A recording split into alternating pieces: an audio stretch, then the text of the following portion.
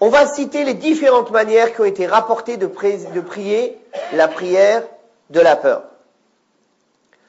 Première chose, si l'ennemi n'est pas en direction de la Qibla, mais l'ennemi est à l'opposé de la direction de la Qibla, c'est-à-dire de la Mecque.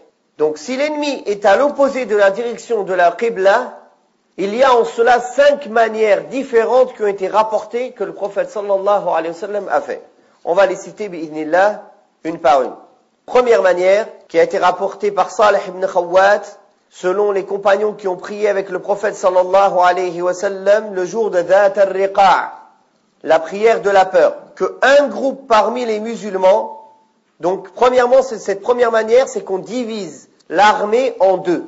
Une partie de l'armée se met face aux ennemis, en train de surveiller avec leurs armes, c'est-à-dire face aux ennemis en direction inverse de la Qibla. Ça c'est dans la manière de pratiquer quand l'ennemi est à l'inverse, à la direction opposée de la Qibla. Une partie de l'armée se met face à l'ennemi et surveille les musulmans. L'autre partie de l'armée se met loin de l'endroit où les ennemis pourraient les atteindre avec les flèches ou avec les armes, dans un endroit à l'abri. L'imam dit Allahu Akbar. Il commence la prière. N'oubliez pas là, c'est dans le cas où ils sont voyageurs. Donc dans les prières de 4 rak'at, il n'y en a que 2. Dans les prières de 3 et de 4 rak'at, dans les prières de 4 rak'at, il n'y en a que 2. Donc le Fajr en voyage, on fait 2 rak'at. Le Dhuhr 2 rak'at. L'Asr 2 rak'at. L'Isha 2 rak'at. Le Maghrib 3 rak'at. Donc dans le cas où ce serait la prière du Maghrib, au lieu que l'imam ne prie 1 rak'at avec le premier groupe, il en fera 2. Comme on va le voir.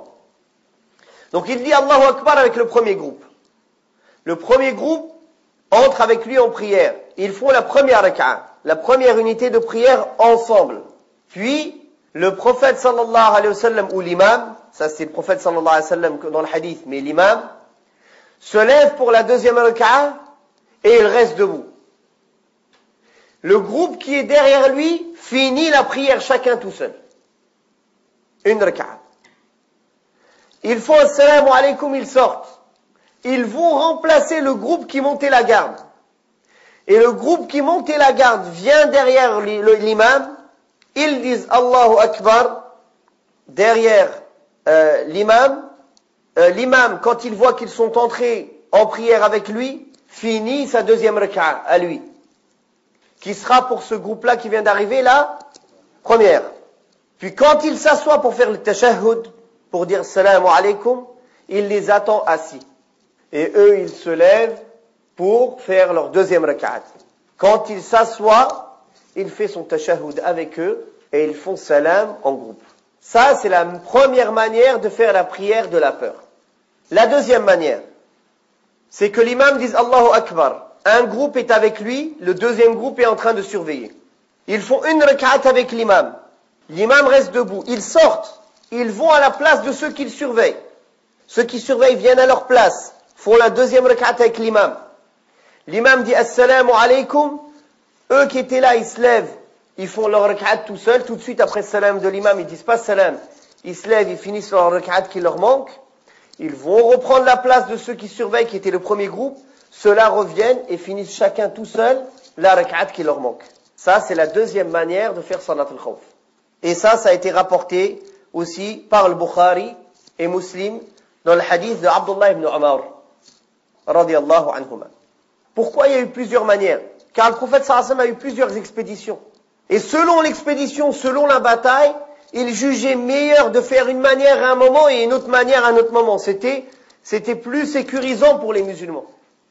La troisième manière, c'est que l'imam fasse 2 rak'at avec un groupe en entier.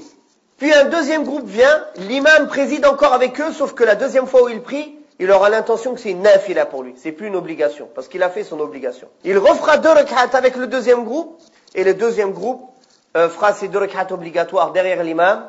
Chacun aura fait son obligation. Et cela a été rapporté par Al-Bukhari et Muslim, et c'est le hadith de Jabir et Abi Bakra, radiyallahu anhum. La quatrième manière, c'est que l'imam fait 1 rak'a avec un groupe, alors que le deuxième groupe est face à l'ennemi en train de garder. Puis le premier groupe fait le salam et sort. Il ne leur a fait qu'une rak'at. Il garde les ennemis. Le deuxième groupe vient, fait la deuxième rak'at avec l'imam. Et ils font le salam avec l'imam. Et aucun des deux groupes ne rattrape une rak'at. Ils font qu'une seule rak'at. Quelle est la preuve de cela? Premièrement, le hadith rapporté par l'imam Nasa'i ou Ibn Hibban et Ahmed. Ou Abdullah ibn Abbas radiyallahu anhuma a dit que le messager d'Allah sallallahu alayhi wa sallam a prié à Dhi Qarad, c'est un endroit. Il a mis les gens en rang, en deux rangs. Un rang qui a prié avec lui et un autre rang qui était face à l'ennemi. Il a prié avec le premier groupe qui était juste derrière lui. Puis, ils sont partis prendre la place des deuxièmes. Les deuxièmes sont venus prier avec le prophète sallallahu alayhi wa sallam. Il a prié avec eux une seule rak'at et aucun des deux groupes n'a rattrapé la rak'at qui leur manquait. Et ce hadith, il est sahih. De même qu'il a été rapporté, la même version par Abi Hurayra, dans un hadith rapporté par Tirmidhi et Ahmed ou Nasa'i, avec une bonne chaîne de transmission. De même, ça a été rapporté par Zayd ibn Thabit et Hudayfa ibn al-Yaman, avec des chaînes de transmission acceptables. De même que Abdullah ibn Abbas, radiyallahu anhuma, a dit, dans le hadith rapporté par Abu Daoud et Ahmed et l'imam Muslim, c'est un hadith sahih. Il a dit, écoutez bien, Allah a rendu obligatoire la prière sur la langue de votre prophète, avec la langue de votre prophète sallallahu alayhi wa sallam. Quand on est citadin, 4 rak'at. Quand on est voyageur, 2 rak'at. Et au moment de la peur, une seule rak'at. Donc tous ces hadiths prouvent que c'est valable de se suffire d'une seule rak'at au lieu de 2 pour le voyageur au moment de la peur et de la bataille, comme ça a été rapporté du prophète sallallahu alayhi wa alihi wa sallam. La cinquième manière, bien sûr, on partage toujours l'armée en deux. Une partie se met derrière l'imam, une autre partie face à l'ennemi, mais tous rangés, en rang en fait. Et ils disent Allahu Akbar tous ensemble. Sauf qu'il y a une partie qui n'est pas face à la Qibla, ils sont face à l'ennemi, ils disent Allahu Akbar. Ils surveillent l'ennemi, ils sont avec leurs armes et ils attendent. L'imam fait la première rak'at avec le premier groupe qui est juste derrière lui. Puis quand il se lève pour la deuxième rak'at, le premier groupe recule en marche arrière. Arrivé derrière, il se tourne face à l'ennemi. Et le deuxième groupe se tourne face à la Qibla et avance vers l'imam. Ils font la deuxième rak'at avec lui. C'est-à-dire pour eux, ce sera une rak'at. Puis quand ils arrivent pour faire le salam, l'imam attend assis, eux ils finissent leur deuxième rak'at, ils reculent, l'autre groupe vient, finit sa deuxième rak'at et l'imam fait salam en groupe pour tout le monde. Tout le monde fait salam ensemble. Vous avez vu la manière? Toutes ces manières ont été rapportées au temps du prophète sallallahu alayhi wa alihi wa sallam. Cette manière que je viens de vous rapporter a été rapportée par l'imam Abu Daoud. C'est un hadith d'Abu Hurayra, rapporté par l'imam Abu Daoud et Nasa'i et Ahmed avec une bonne chaîne de transmission. Si l'ennemi est face à la Qibla, et voilà la sixième manière dont on parlait, il y a une manière aussi de faire la prière de la peur. On partage l'armée en deux. On fait 2 rangs. L'imam dit Allahu Akbar. Ils font tous Allahu Akbar en même temps. Tout le monde avec leurs armes. Le premier groupe qui est juste derrière l'imam, ils font la première rak'at avec lui, avec les sujouds, etc.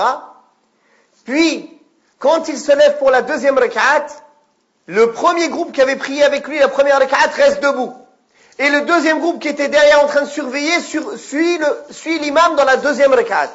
Puis quand l'imam finit, il dit le salam, ils se lèvent eux compléter leur deuxième rak'at, puis ils surveillent, et le premier groupe qui n'avait pas fait encore sa deuxième rak'at, rattrape sa deuxième rak'at, et ils font le salam.